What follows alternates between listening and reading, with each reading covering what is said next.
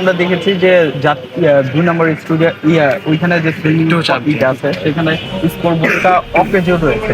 5 কোটি টাকা খরচ করে এই নিয়ে আসছিল, কিন্তু ওটা 5 বছর ধরে অকেজো রয়েছে। গ্যাসের সংযোগ কাটা, শীতকালে সুইমিং করতে পারে না। বোর্ডের দাম 5 কোটি টাকা হতে পারে না। যারাই করেছেন তারা আসলে দুর্নীতির জন্য করেছেন। সো আমার এখানে বর্তমানে দুর্নীতি করার কোনো সুযোগ নেই, এবং দুর্নীতির শতভাগ লাগাম টেনে ধরার জন্য মাননীয় প্রধানমন্ত্রীর নির্দেশনায় আমি প্রস্তুত রয়েছি। এবং আমাদের রেফারিদের যে বিষয়টি রয়েছে, সেই রেফারিদের আসলে তারা তো প্রত্যেকটি সেক্টরে গেমসে কিন্তু রেফারি প্রয়োজন হয় বা ক্রিকেটের জন্য আম্পায়ার প্রয়োজন হয়। সো আমরা চাচ্ছিলাম যে তারা আসলে সকলেই কিন্তু আসলে আমাদের ক্রীড়া পরিষদের আন্ডারে রয়েছে, অন্যান্য ফেডারেশনগুলো, বাট রেফারিরা নাই। সো আমি আজকে হঠাৎ করে মনে হলো, পরে আমি আমাদের নির্বাহী পরিচালকের সাথে কথা বলে যে আমরা পরবর্তীতে সকল রেফারিদেরকে আমাদের ক্রীড়া পরিষদের আওতায় এনে তাদের সুযোগ সুবিধা বা তাদের বসার যে কার্যক্রমগুলো আছে, কিভাবে তাদেরকে একটি কমিউনিকেশনের মাধ্যমে তাদেরকে আরো বেশি ইনভলভমেন্ট বাড়াতে পারি বা তাদের যে সুযোগ সুবিধা দরকার সেগুলো যদি আমরা পর্যাপ্ত পরিমাণ দিতে পারি, সেই বিষয়গুলো নিয়ে একটি প্রাথমিক আলোচনা হয়েছে, বাট এটা এখনো নট ইয়েট ফাইনাল।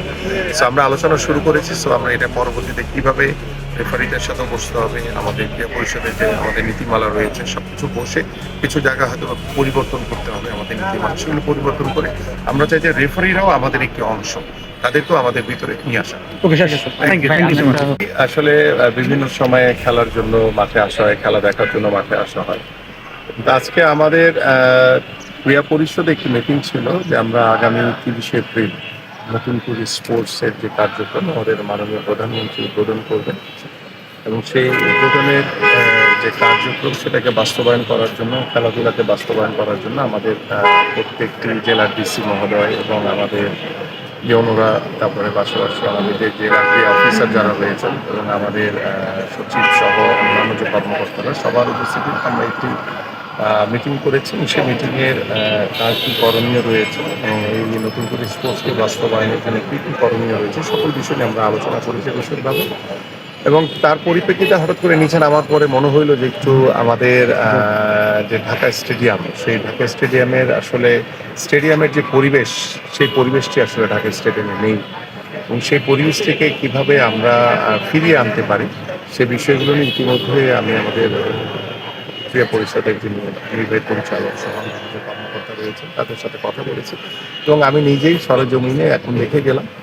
সো আমরা যেহেতু সামনে ঈদ এবং ঈদের পরবর্তীতে আমরা চেষ্টা করব যে এটি দৃঢ় হাতে কীভাবে আমাদের এই স্টেডিয়ামের যারা দোকান বরাদ্দ নিয়েছে এবং তাদের সাথে আমাদের যে নীতিমালা রয়েছে সেই নীতিমালা অনুযায়ী আমাদের কার্যক্রম পরিচালিত হচ্ছে কিনা, পাশাপাশি আমাদের এই স্টেডিয়ামের পরিবেশকে একটি ভালো মানের, যেহেতু এটি জাতীয় স্টেডিয়াম, এখানে ইন্টারন্যাশনাল খেলাধুলা হয় এবং সেই পরিবেশটি আসলে স্টেডিয়াম বান্ধব না, সেটিকে আমরা মাথায় রেখে পরবর্তীতে আমরা দেখছি। এবং পাশাপাশি আমাদের রোলার স্কেটিং এর একটি গ্রাউন্ড আমরা দেখলাম। আমার কাছে মনে হয় যে আসলে বাংলাদেশের প্রেক্ষাপটে রোলার স্কেটিং এটি আসলে বাংলাদেশের সাথে এই মুহূর্তে কোনো উপযোগ্য আমাদের আসলে কোনো খেলাধুলার সেই পারফর্ম করার সেই সুযোগ সুবিধা আসলে নেই বাস্তবিকতা।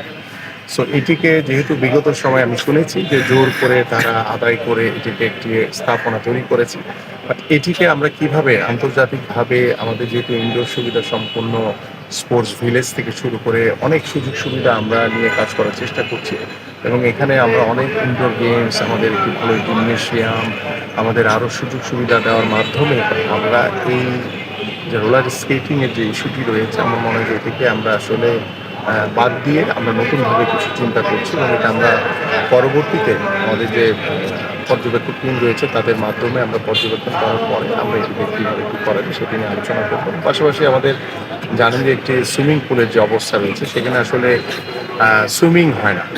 সো আমরা সেই সুইমিং পুলে যে সুইমিং হয় সেই পরিবেশটি ফিরিয়ে আনতে চাই, এবং সেখানে আমাদের যদি উপরে কোনো শেড দেওয়ার প্রয়োজন হয়, ইতিমধ্যে আমি আমার নির্বাহী পরিচালককে বলেছি যে টোটালটি একটি প্ল্যানিংয়ের আকারে নিয়ে আসেন, এসে আমরা যাতে ঈদের পরে এটিকে পর্যবেক্ষণ বা পর্যালোচনা করে আমরা যাতে এই কার্যক্রমগুলো একটি একটি করে আসলে যাতে হাত দিয়ে আমরা যাতে দৃশ্যমান কাজগুলো সমাপ্ত করতে পারবো। ভাই, রেফারিদের নিয়ে একটা সুখবর দিয়েছিলেন।